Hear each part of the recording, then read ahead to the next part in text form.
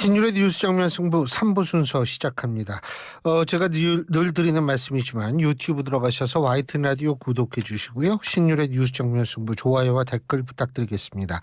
자, 신율의 뉴스 정면 승부 3부 정면 인터뷰에서는 더불어민주당 이상민 의원 연결해서 직접 입장 들어보는 시간 갖겠습니다. 의원님 안녕하십니까? 네, 안녕하세요. 예. 내일인가요? 혁신위에서 초청 강연 하시는 거요. 국민의힘 혁신위요. 맞죠? 네, 내일 국민의힘 혁신위에서 강연하시죠? 예, 저 내일 오후 3시에 하기로 했습니다. 예. 이제 요청을 받으신 거죠? 네, 지난주 목요일인가 금요일 날 혁신위에서 연락이 왔어요. 저한테 그동안 경험적으로 한국 정치의 문제점, 해법, 또 자기네 국민의힘 혁신위에 좀 도움되는 말들, 이거를 좀 특강을 해달라고 했습니다. 예. 자, 근데 일부는 아니지만 많은 언론에서 탈당 결심을 하신 것 같다. 이런 보도인데 맞습니까? 탈당 결심하셨습니까? 아니, 그거는 12월 초까지 고민을 하다가 여러 가지의 마음이 지금 복합적으로 작용을 하고 있어서 그거를 하여튼 12월 초까지는 제 입장을 말씀드린다고 했고요. 예. 결심이 수면 그보다 좀 땡겨서 하려고 합니다. 그러니까 12월 초가 마지노 라인이지만 조금 결심이 빨리 쓰시면 그 전에 그냥 단행을 하시겠다 이 말씀이시죠? 예, 그렇습니다. 예. 근데 일부 언론에서는 국민의힘도 반기면 가겠다 맞습니까? 예, 그렇게 발언한 적이 있습니다. 방송에서 만약에 탈당을 할 경우 새로운 신당들, 예. 여러 신당들이 있는데 어느 신당에 갈 것이며 또는 만약에 국민의힘에도 입당을 할 것이냐 그래서 모든 가능성을 다 열어두고 생각하고 있다. 국민의힘 입당도 배제하지는 않는다. 이렇게 말했습니다. 제가 이거 좀 여쭤보고 싶은데 의원님은 대한민국 국회에서 최다선 의원 중에 한 분이시니까 정치를 오래 하셨죠. 지금 네네. 돌아가는 거를 이렇게 봤을 때 국민의힘과 민주당을 비교했을 때요. 국민의힘이 민주당보다 조금이라도 좀 나은 점이 있다면은 그렇게 생각하시기 때문에 국민의힘도 하나의 선택지로 두셨을 텐데 뭐가 낫다라고 보십니까? 제가 보기엔 국민의힘과 더불어민주당을 비교해서 어디가 더 우위에 있다, 더 훨씬 낫다 이런 판단 때문에 국민의힘 가능성을 열어두었다라고 드린 게 아니고요. 예. 지금 더불어민주당이 이재명 사당, 개딸당으로 전락되어 있기 때문에 여기서 제가 할 수 있는 공간이나 뜻을 펼칠 수 있는 여유는 전혀 없다. 오히려 숨막힐 지경이다. 그렇기 때문에 제 정치적 뜻을 펼치기 위해서는 더불어민주당이 끝까지 남아서 이 부조리를 맞서 싸워서 바로 세울 것이냐. 그 성과가 있을지 없을지 모르지만 아니면 당 밖으로 나가서 제 새로운 정치적 뜻을 그 비전과 포부를 펼쳐나가는데 나갈 것이냐. 그것이 기준입니다. 그런데 지금 더불어민주당은 도저히 가만히 제 뜻을 펼치는데 여지나 공간은 없고 그걸 또 더불어민주당이 지금의 이재명 개딸당을 바꿀 가능성은 거의 전무하기 때문에 제가 있을 공간이 없습니다. 그러면 나갈 수밖에 없다고 한다면 지금 국민의힘에서는 제가 드릴 아까 정치적 공간, 활동할 수 있는 여유 이런 것이 마련된다면 그것이 더 국민의힘이 결함이 있고 부족한 게 있다 하더라도 저는 선택할 수 있다는 뜻입니다. 예, 그러니까 결국 이상민 의원님의 고민의 기준은 어쨌든 이 활동할 수 있는 공간, 뜻을 펼칠 수 있는 공간이 있느냐의 여부가 기준이다. 이렇게 이해하면 되겠네요. 그렇습니다. 예. 그런데 제가 여쭤보고 싶은 게 원칙과 상식이라는 그 모임이 또 출범하지 않았습니까? 그런데 이상민 의원님께서는 그 자리에 안 계시더라고요. 예. 왜 안 계셨어요?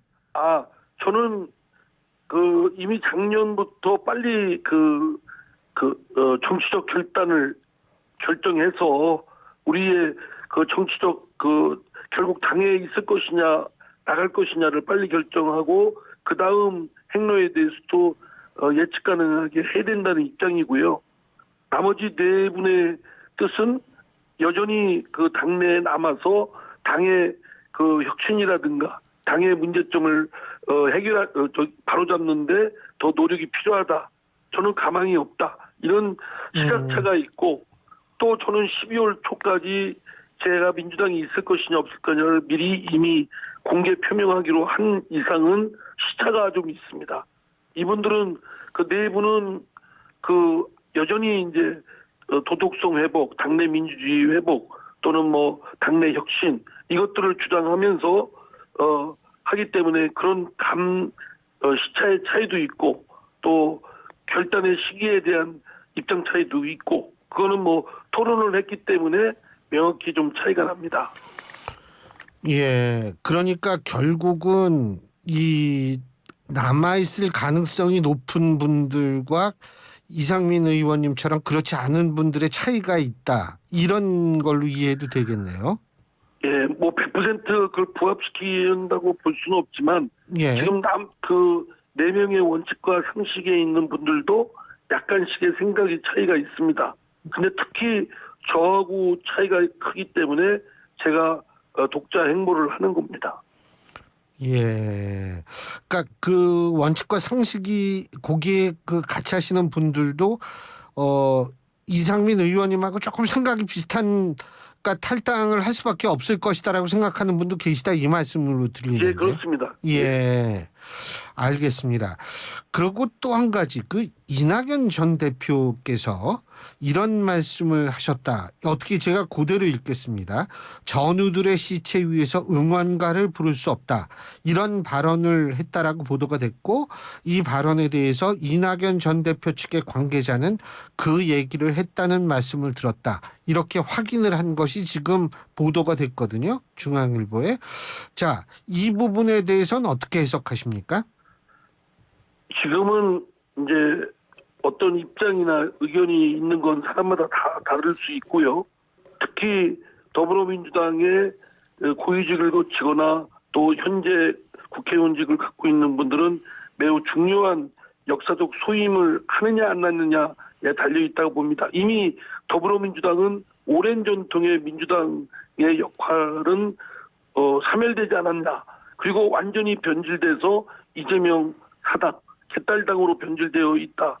이런 상황 속에서 어떻게 할 것이냐는 사실 말보다는 행동이 더 필요할 때라고 생각됩니다.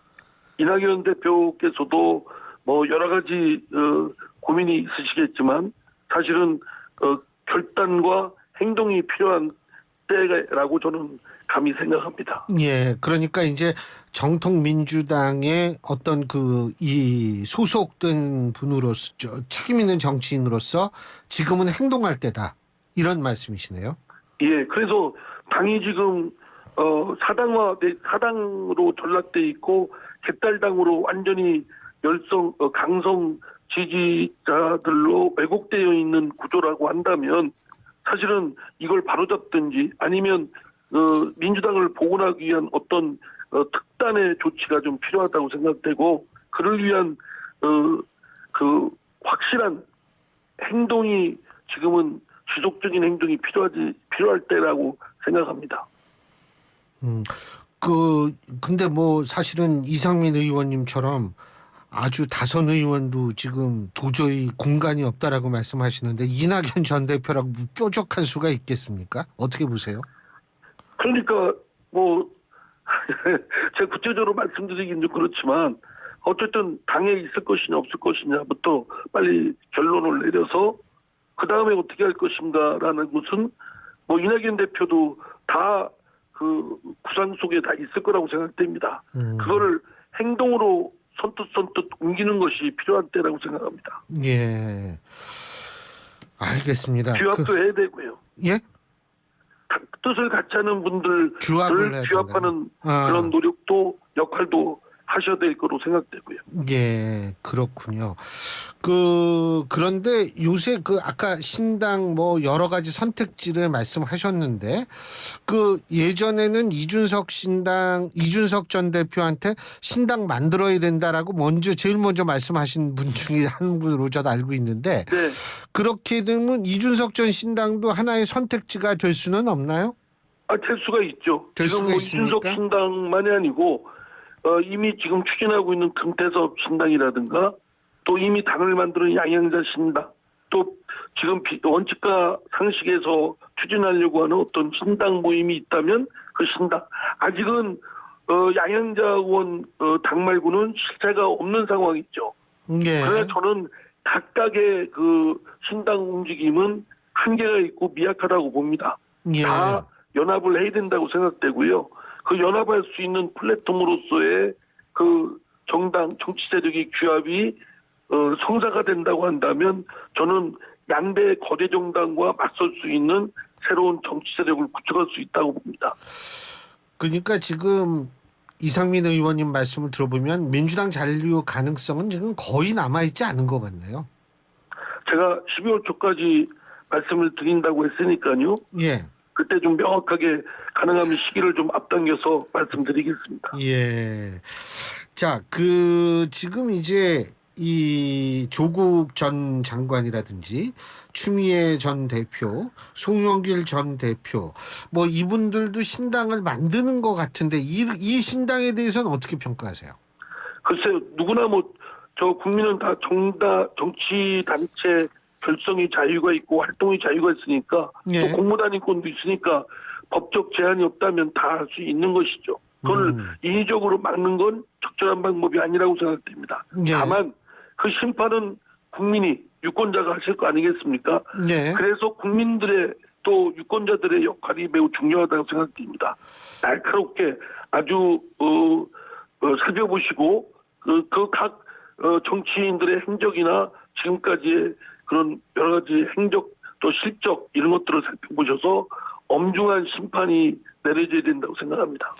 지금 심판 이런 말씀하셨는데 지금 그냥 요새 민주당 일각에서는 윤석열 대통령에 대한 탄핵 발의를 공개적으로 거론하는 경우도 생기는 모양인데 어떻게 보세요? 총선에 미치는 영향 어떻게 보십니까?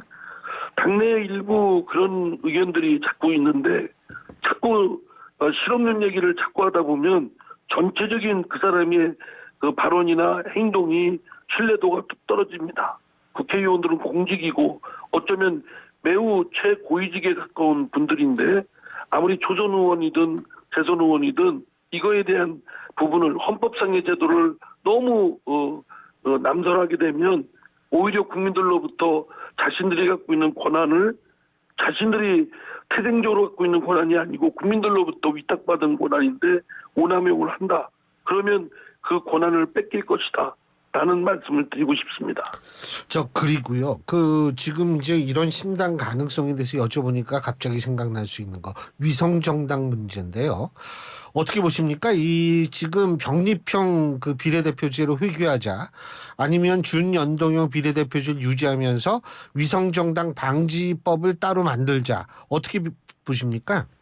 저는 위성정당을 원천적으로 막을 수 있는 방법은 없다고 봅니다. 예. 어떻게든 변칙적인 위성정당이 생기거든요.